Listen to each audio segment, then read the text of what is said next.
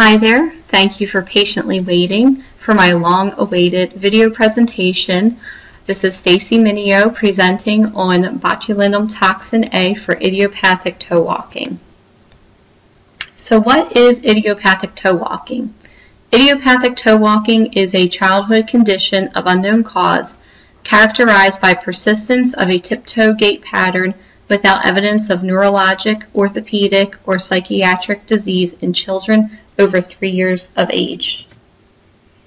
Characteristics of idiopathic toe walking include limited ankle dorsiflexion, decreased ankle range of motion, walking limited distances with heel strike when prompted, and it occurs in 7 to 24% of the childhood population.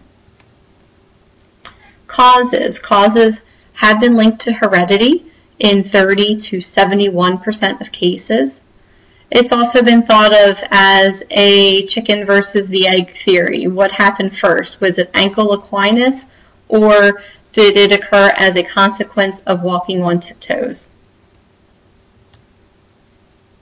Differential diagnosis includes mild cerebral palsy, a lesion in the corticospinal tract, the spinal cord, muscular dystrophy, peroneal muscular atrophy, neuropathy, a congenital contracture of the Achilles tendon, clubfoot, leg length discrepancies, autism spectrum disorders, or learning or developmental disorders. Treatment can be observation and monitoring, physical therapy through Achilles tendon stretching, strengthening the dorsiflexors, serial casting, using an AFO with a plantar flexion stop, surgery through Achilles tendon lengthening, and botulinum toxin A, or Botox, which we're going to be talking about today. In a literature review by Dietz et al., out of 103 subjects who had no treatment with the exception of physical therapy, 45 cases resolved, 53 did not. In 63 subjects who were treated with casting or AFOs, 45 cases resolved, 16 did not. 16 subjects treated with Botox alone, 13 resolved, 3 did not.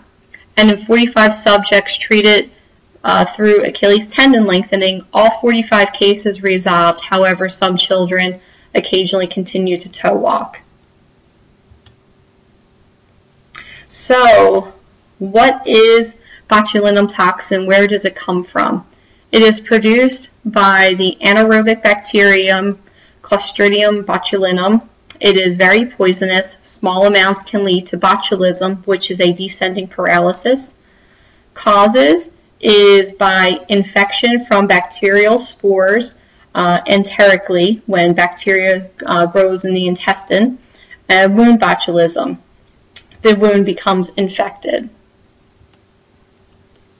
In 1981, Dr. Alan Scott, an ophthalmologist, discovered its use as a treatment for strabismus. Clostridium botulinum strains produce 7 serotypes, A through G. A is commercially available, and B only became recently available. What it does is it blocks the neuromuscular transmission of acetylcholine, inducing weakness. The affected terminals do not degenerate, but the blocking is irreversible. And then new synaptic connections are formed, but the process takes 2 to 3 months. Botulinum toxin A, or Botox in the United States, is injected into the affected muscle or gland. For small muscles, it can be guided by EMG. The dose depends on the size of the muscle, gender, or weight of the patient.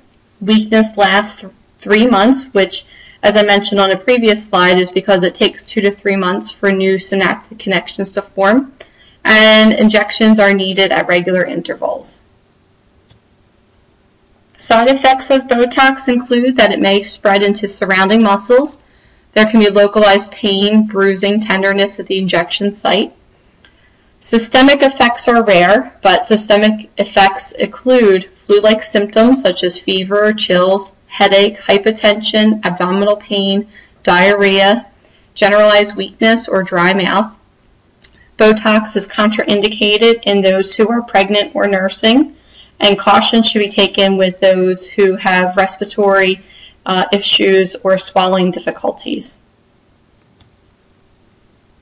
Indications for use of Botox include strabismus and other ocular motility disorders, movement disorders or dystonias, muscle spasms, facial nerve disorders, disorders of the autonomic nervous system, torticollis, spasticity, headache pain, cosmetic uses.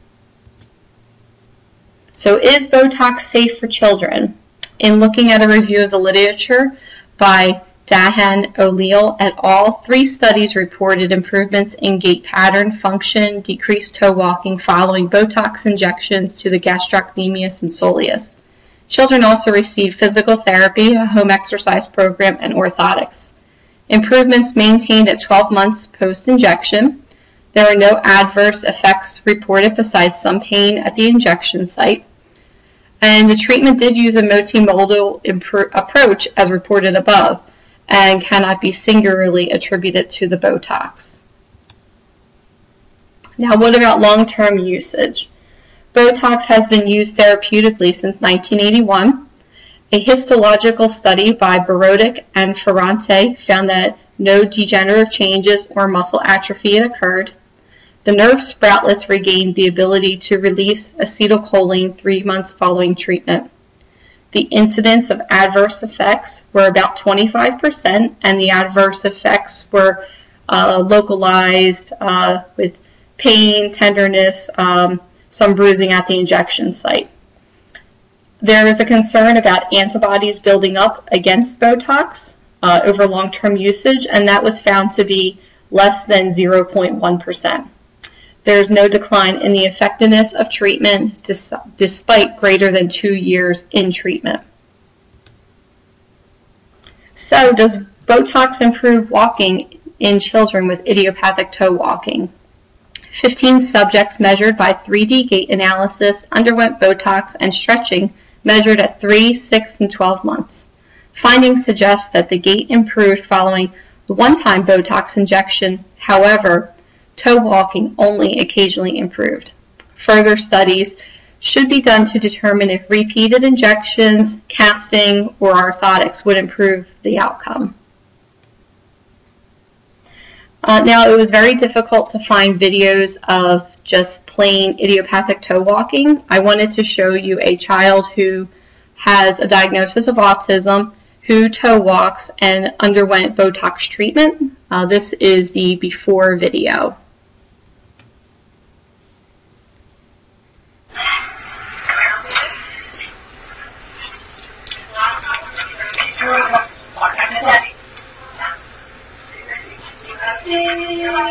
One more time.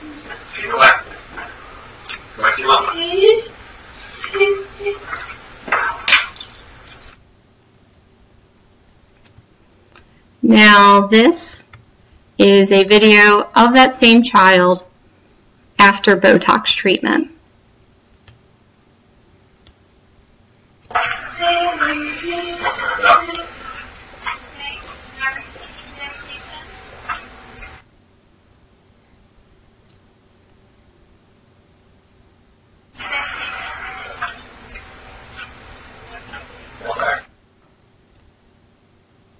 I apologize, my internet connection must be slow today.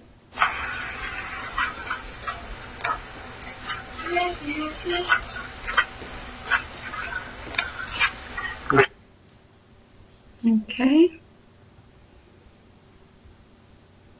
And lastly, I wanted you all to see a video produced by this orthotist who treats children with idiopathic toe walking.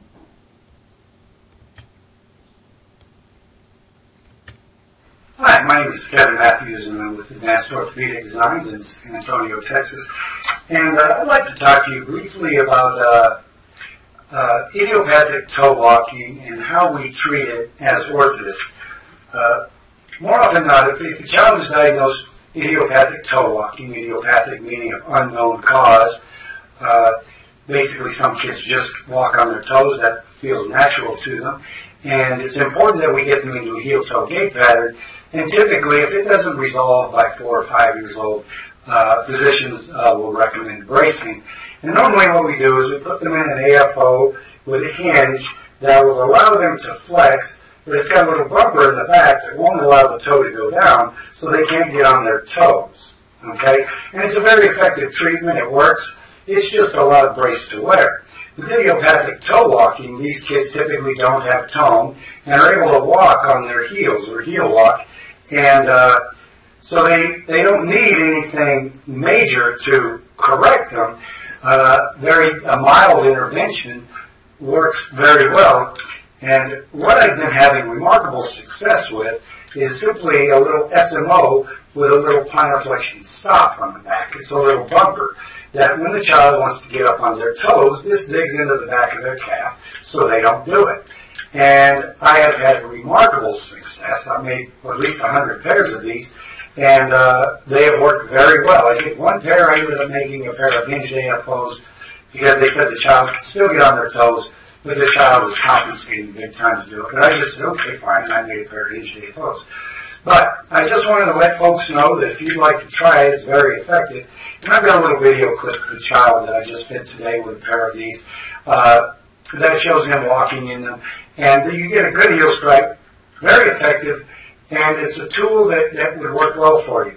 If you're an orthotist, give it a try. I think you'll find that it works well. Just make them at 90 degrees with that little bumper. When they try to get on their toes, that digs in the calf, so they don't do it.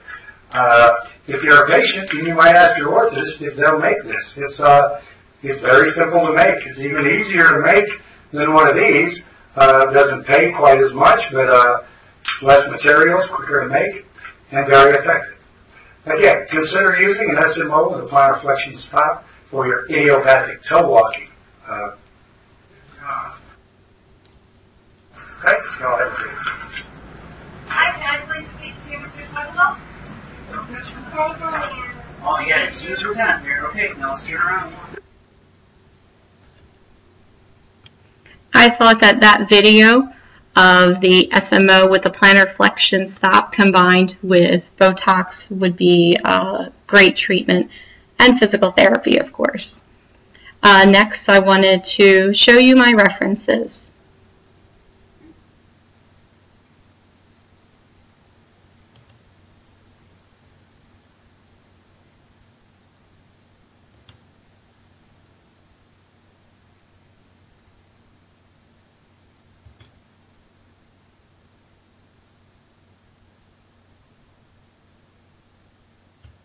That concludes my presentation. Thank you for your time and attention.